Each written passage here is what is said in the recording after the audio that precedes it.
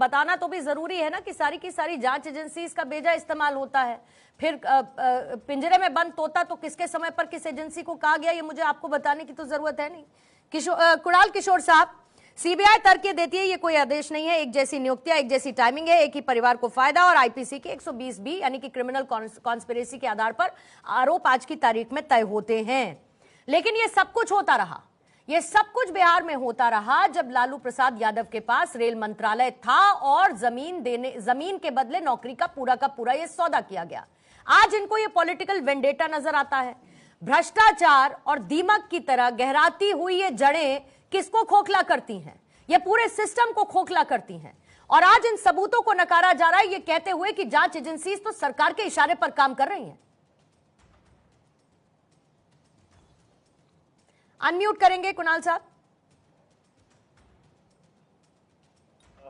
मैं सुन रहा जी बोलिए। राजेश भाई को काफी विद्वान प्रवक्ता है और वो बता रहे थे सीबीआई के डॉन को। मैं बता दूं, सीबीआई ने 3 बार इसी केस को क्लोजर रिपोर्ट डाला। किस आधार पे डाला, इस बात की जवाबदेही उस समय की सरकार यानी 100% की सरकार, यूपीए की सरकार नहीं देगी।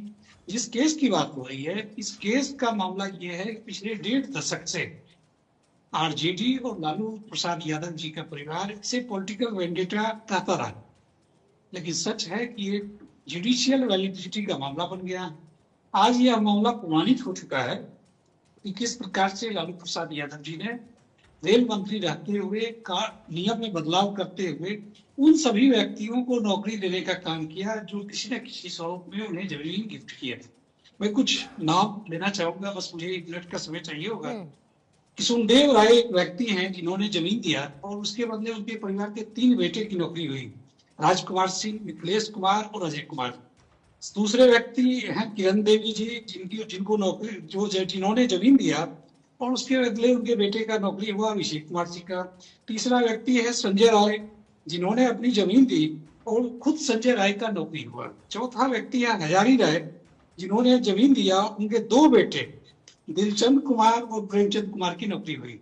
5वां केस तो सबसे अलग है, जिसमें हृदय नारायण चौधरी, एक ऐसा व्यक्ति जो लालू प्रसाद यादव जी के गौशाले में नौकरी करता था, वह करोड़ों का जमीन हेमा यादव जी को गिफ्ट करता है।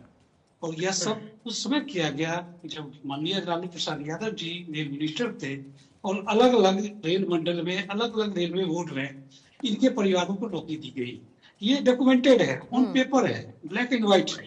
क्या राजेश भाई कांग्रेस के प्रवक्ता या अरुण जी राजद के प्रवक्ता इस बात से झुटला सकते हैं कि ये जो जमीनें दी गई या नौकरी दी गई, जमीनें दी गई और नौकरी दी गई, उसके बीच क्या कनेक्शन है? और ये कनेक्शन क्या किसी अन्य व्यक्ति जिसको मिलना चाहिए था, एक गरीब बच्चा जिसे ग्रुप डी का नौकरी मिलना चाहिए था, उसके हक को हकमारी करने का प्रमाण तो नहीं।